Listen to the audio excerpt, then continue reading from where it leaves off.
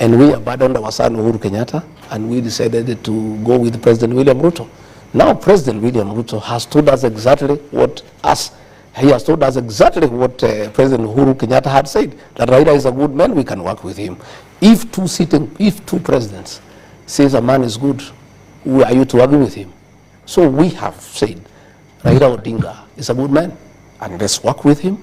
Let's make him part of our political process, and let us build the country together. And I want to say, myself and my political base, the Mount Kenya region, have no problem whatsoever with Raila Odinga. In fact, what people are saying, and it's very interesting, they are saying a Mount Kenya king does not pronounce himself twice on a matter. Our son, President Uhuru Kenyatta, had pronounced himself on this matter. So that pronouncement carries the day. As we stand today, me and the mountain people are quite happy with Raila Odinga, and we don't have a problem with him whatsoever. And I can tell you, because it's important that I say so, myself and the mountain people feel very bad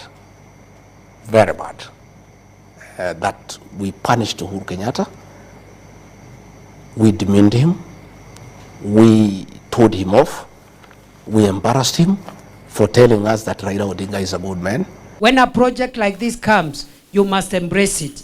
Mradi kama huu kikuja, ujue ya kwamba hii barabara haijengwi mbali, inajengwa hapa. Faida ni sisi tutapata. Mmepokea maafisa wa serikali vizuri, mmepokea viongozi wenu wazuri, na mimi tukiendelea hivyo, wakati Mheshimiwa Rais atakuja kuomba kura siku hiyo, barabara hii itakuwa imekamilika. So finally, the Deputy President Ruto-Gachagua is actually bringing into life what we have been saying for a very long time, that it's a fight for resources on how to gain from the proceeds of corruption. Like the country get loans from other countries, call it IMF, China, or any other country, and then there are two individuals who want to split it. So the deputy president wants it half by half, while the president wants it all.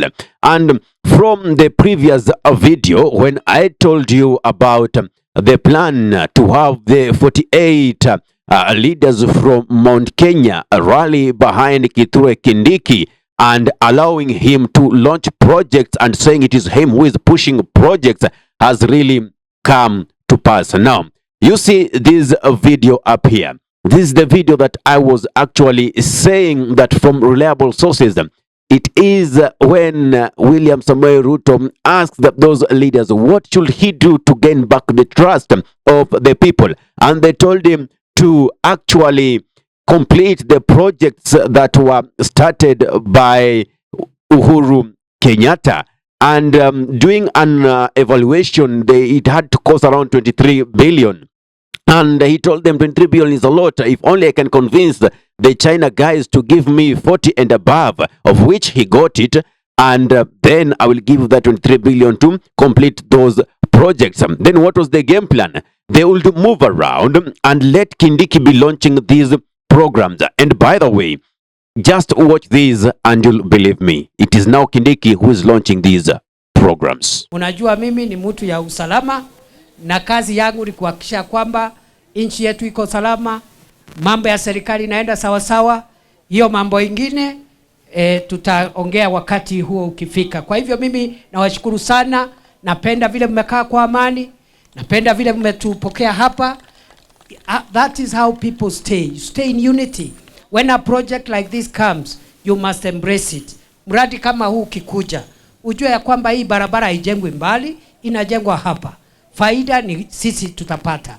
Mmepokea maafisa wa serikali vizuri, mmepokea viongozi wenu wazuri, na mimi tukiendelea hivyo, wakati Mheshimiwa Rais atakuja kuomba kura siku hiyo, barabara hii itakuwa imekamilika. Chuo cha KMTC itakuwa imekamilika. Chuo cha TVET itakuwa ikamilika. Kazi yake itakuwa rahisi. Lakini tukipiga kelele, tukianza kusozana, maendeleo itaenda kwa wale watu wako mbali, na sisi tuko hapa tuwachwe nyuma.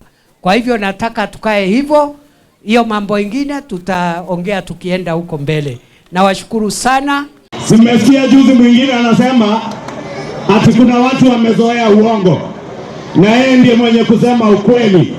Wewe unasema ndio kusema ukweli, and you are the master of deceit and the master of political conmanship. We want to tell you today, we are focused on the job the people of Kenya gave us to deliver on the projects that had stalled, and we shall deliver.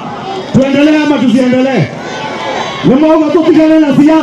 Before this, just the other day, the deputy president on Citizen TV claimed that he is no longer in the diary of the president. He was removed from the WhatsApp group, which after planning the visits or the schedule for the president, that is the platform in which all these arrangements are reported or are shared, so you can plan yourself. So the deputy president, he's the chief of staff, is a secretary, and other people who are of aid to him were removed from that group. Now you see how these politics is being played in a very funny way. It is then that they will say the deputy president is absconding from attending duties of national interests, and therefore calling him or deeming him unfit for that office. What is the overall game? The overall game is to ousted him come February next year. That is the game plan, to remove Ruto-Gachagua out of that seat. Actually, the real term is impeach the deputy president from his DP seat. Listen to what Ruto-Gachagua says. If Kenyans don't see me in a presidential function, I want to tell them today, it's because I am not aware of the function. And the function they see me in is the one I have been invited. There is a page with everybody there. There's head of public service, there's the president himself, there is a controller of state houses, a deputy chief of staff, there was me, there was my chief of staff, there was my private secretary, there are security people, the people really who handle the president and myself were in that page. And you know, we even share. What do you mean with the page? No, they are the ones who handle the president's issues, his movement, you know, hospitality people, security people who are in that page. Yep. So that once his activities are known, everybody aligns automatically, and there has been a lot of efficiency because you have the information so that you are able to plan, you are able to coordinate. If you are flying, you know, you are going by chopper, you prepare. If you are going by road, you know. But when you don't have that information, then it becomes extremely difficult for my office to align with the president's office. Help Kenyans understand. So this diary, is it a physical book? No, it's a WhatsApp group. It's a WhatsApp group. WhatsApp group. It's every day, you know, things now are good with this digital space. It's a WhatsApp group, and it's updated as you go on. And the president updates it sometimes himself, the controller does, and we all keep on aligning. So, you know, sometimes he'll have a program, he'll move it from this day to that day. I get into my diary and change mine and align with his. You understand? So your team is no longer in that WhatsApp? No, I am myself. I was removed. My private secretary was removed. My chief of staff was removed. So we have no access to the president's diary. Who removed you? The private secretary to the president. Who's that? Yeah, he's called Mayo. I'll show you. I was looking for my phone. I wanted to show you. He removed me.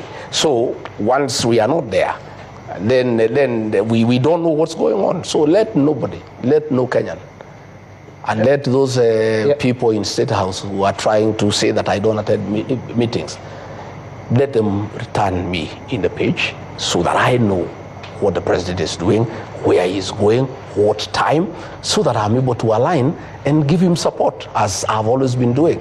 But I cannot do it when I don't have access to that information. Does the president know you're no longer in the WhatsApp group? I don't know. I've not asked him.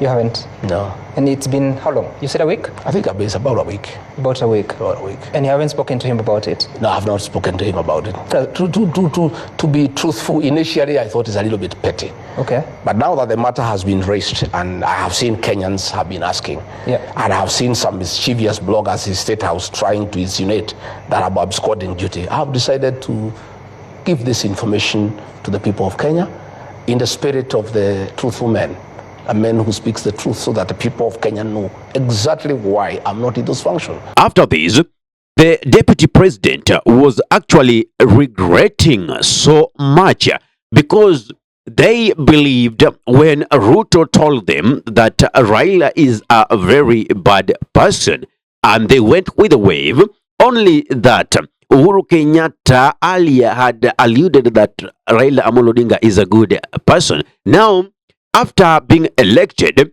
the president, William Samoei Ruto, now put it clear that he wants to work with Raila Amolo Odinga, and now Raila Amolo Odinga was sanitized and was a good person. So it was very stupid of him to see otherwise. And that's why he decided, like, okay, you decided to work with Raila Amolo Odinga, fine, that is it.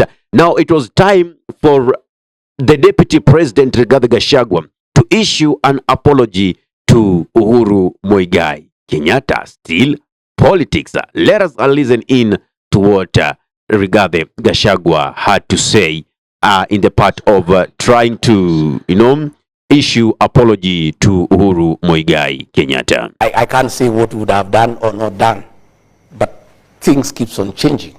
Yeah, but now we are saying everybody is good. You've said that once the king pronounces themselves, the pronouncement stands. Does that mean Uhuru Kenyatta is still the king of the mountain? Oh yes, yes. You didn't know?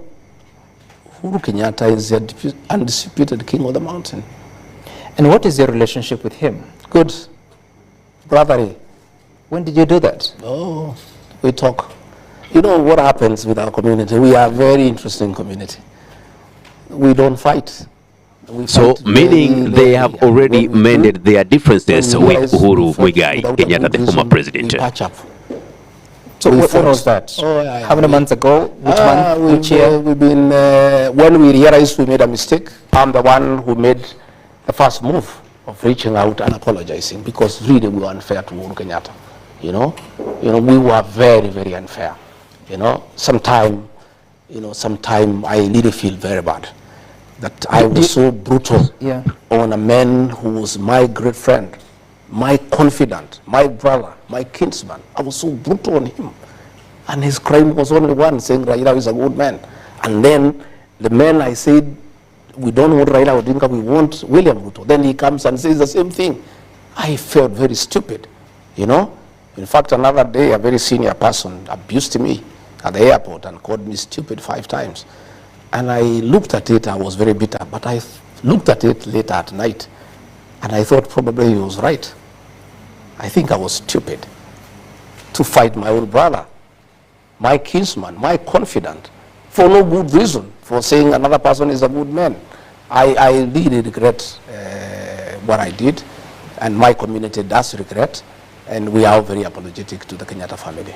And what happens in my community is a saying that making a mistake is not bad, but repeating is unforgivable. And by the way, let me tell you some. From the experience of my community, myself and the leaders and the whole community fighting Uhuru Kenyatta, our son, a decision has been made by the community. In fact, it's a covenant. Never again shall the people of the mountain ever fight their own. A covenant has been made that never again the people of the mountain shall ever fight one of their own. When, where, how was the covenant made? Anyway, that's a topic for another day. So, guys, you see, that is how politics is done in this country. It's about sanitization. I mean, just a few years back, while Uhuru Muigai Kenyatta and William Samoei Ruto were together, Raila Amolo Odinga was a very mad person. In fact, they used to call him Mogoroki, a mad person. And soon, Uhuru Muigai Kenyatta mended their issues with Raila Amolo Odinga. Raila Amolo Odinga became a darling, and the split with Ruto was so imminent. Then there come a combination of Ruto and Ruto-Gachagua, where Raila Amolo Odinga again was a very bad person. But sooner the two got into good books, I mean, good books for themselves. That is Raila Amolo Odinga and the president, William Samoei Ruto. Now again, he's being seen as a good person. But the electorate, I believe, now you know the truth. These call for sympathy. Nobody, no politician is working for the interest of the common mwananchi. They are working for their own interest, creating alliances in which they are going to benefit from the proceeds of their corrupt dealings. Therefore, no sympathy this time. It's neither Raila Amolo Odinga, it's neither Uhuru Muigai Kenyatta, it's neither William Samoei Ruto, nor Ruto-Gachagua, not even Kindiki. All these people are just rotten in terms of their morality and in terms of the politics that they play. These people simply want to benefit themselves.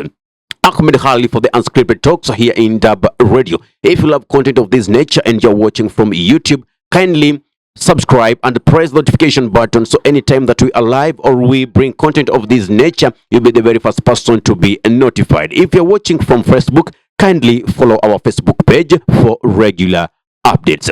Assalamu alaikum warahmatullahi wabarakatuhu. Kwa timba kali za Afrika, Dub Radio ndio mpango mzima.